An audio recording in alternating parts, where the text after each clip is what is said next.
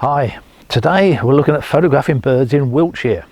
Now I came down to Warminster in Wiltshire just over a year ago to pick up some second-hand camera equipment, a lot of camera equipment which I was then going to sell. So I arranged to pick it up in the evening so I could spend the day exploring Wiltshire and seeing what I could find to photograph. And while I was here I came to this military zone where they do all the military training. It's a huge expanse of land. And I didn't realise it, but you can drive all the way around the outskirts of it. It's very unusual in the UK, well England anyway, to find places where you can do a car window photography.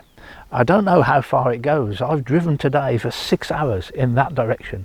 Now this is slow driving and I keep pulling up to photograph things and sitting by puddles and waiting for things. But after 6 hours I turn around, I've come back and it's taken me 2 hours to get back to here. And I certainly haven't gone all the way around it yet, so perhaps on the other side of it there's more dirt tracks you can keep driving around. You can't go inside it, there's signs everywhere, but around the outskirts you're okay.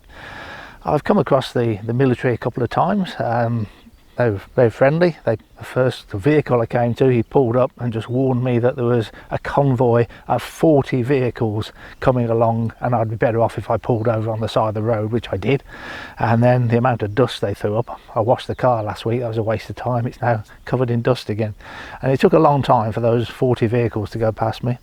And then somebody else stopped me to ask if I was part of the exercise, but I think he was just looking for information, but you're allowed to be here. There's other cars driving around and it's been very good for photography. I've enjoyed today. It's starting to rain now and I'm going to go home, but I'll show you some of the pictures I've been taking during the day. So the best access point that I've found so far is to head to the town of Westbury and then follow the touristy signs for the White Horse. Apparently there's 13 white horses in Wiltshire. I didn't know that. But you want the one that's close to Westbury, and then you've got to get up on the hill above it. There's a big car park up there, and then just behind the car park, that's where you're looking for this dirt track. This is the name of the car park, and just behind it you can find access to this dirt track. Now one of the birds I was very keen to photograph here, because it's mostly farmland, was skylark. And they were singing from the post as I drove along, and I've been putting a lot of time into skylarks locally recently and failing to get footage of them. All of my YouTube films tend to be about 10 minutes long, but I'm trying to work on a longer film, 30 minutes, and I have a number of set species I have to photograph for it, and skylark's one of them, and it's been eluding me. The next one I need to tackle is green woodpecker. But they were singing away from the song posts, and they're approachable enough. I tend to like a green background rather than a sky background. To do that you need a higher vantage point than shooting out of the window. If you can get the beanbag onto the car roof, you're higher up and you'll get a green background.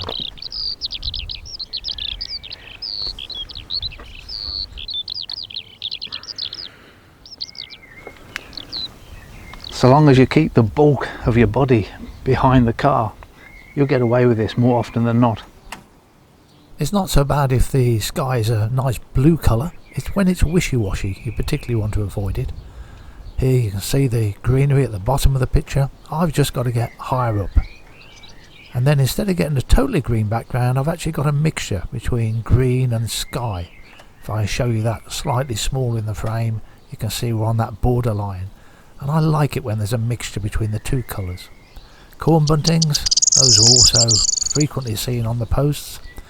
This is an extremely common bird when you go into Europe, in Spain or some of the Greek islands. They are absolutely everywhere, and you do get quite fed up of photographing corn buntings when you're abroad. But in the UK it's a much more localised species, and probably a lot of bird photographers would want to photograph corn buntings, and this is one of the places to do it in the UK.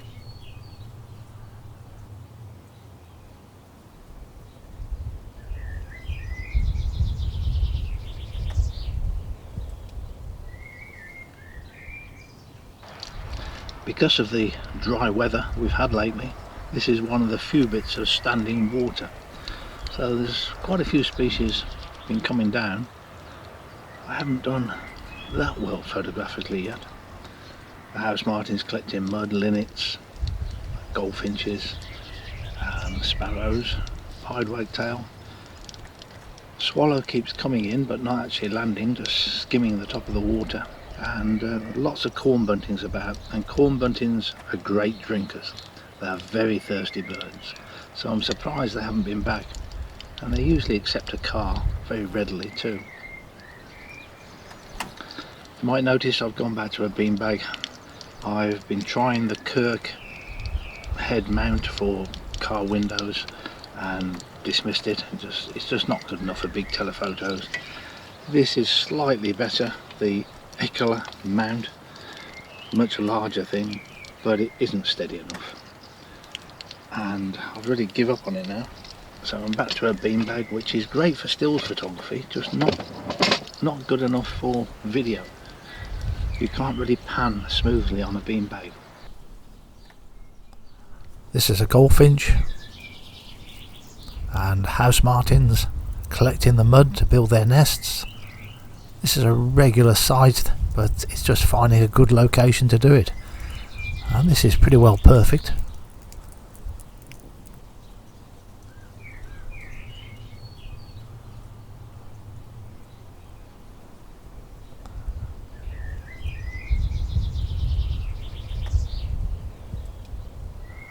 I recently found a very good location in Shropshire to photograph house martins in flight.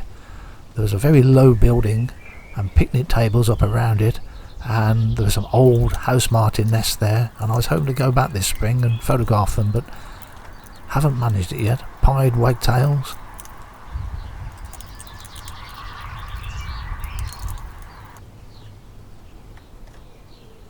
And a little bit in slow motion. This is 120 frames per second, so approximately 4 to 5 times slow.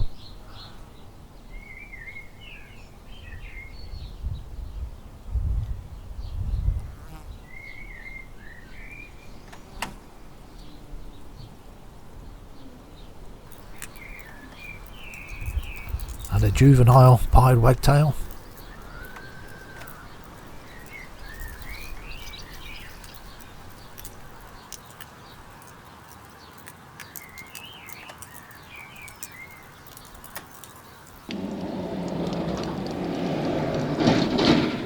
That's the farmer gone past me. It's the third time he's gone past. He just waves, so he's probably used to photographers being here.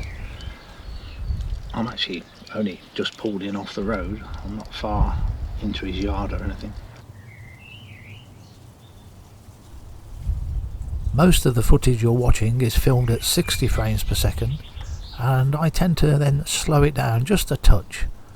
I always feel birds look too jerky and fast if you show them at normal speed.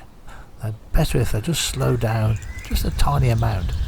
And when I watch wildlife programs on the television now, I realise that they're always slowed down a touch. Back onto the road, so you're driving through typical English farm countryside. The yellowhammer's sitting on the fence by the side. Now as a stills picture that just wouldn't work, would it? With all those grasses around it, you wouldn't bother taking it as a stills picture. But when you're doing video, it just doesn't seem to matter nearly so much. Not the best perch to be photographing birds on, just wire fencing. Looks better when it's rusty, has more character then. And one of the species that was very common in the area, the meadow pipit, singing away on top of a songpost.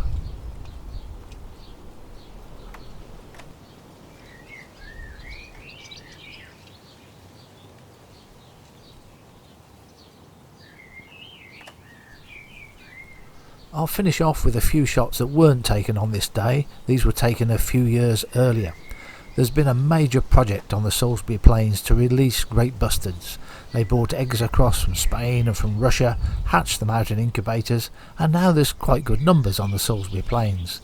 And I was lucky enough to be able to go out with one of the men that feeds them, and we were able to wander about and get very close to these great bustards. The secret to getting close to them is to wear a suit so that you look exactly like a great bustard. And as you can see here, I'm the spitting image of a great bustard. And I'm being very serious here. Ever since these birds were hatched out, the only people that have got close to them have been wearing these identical suits.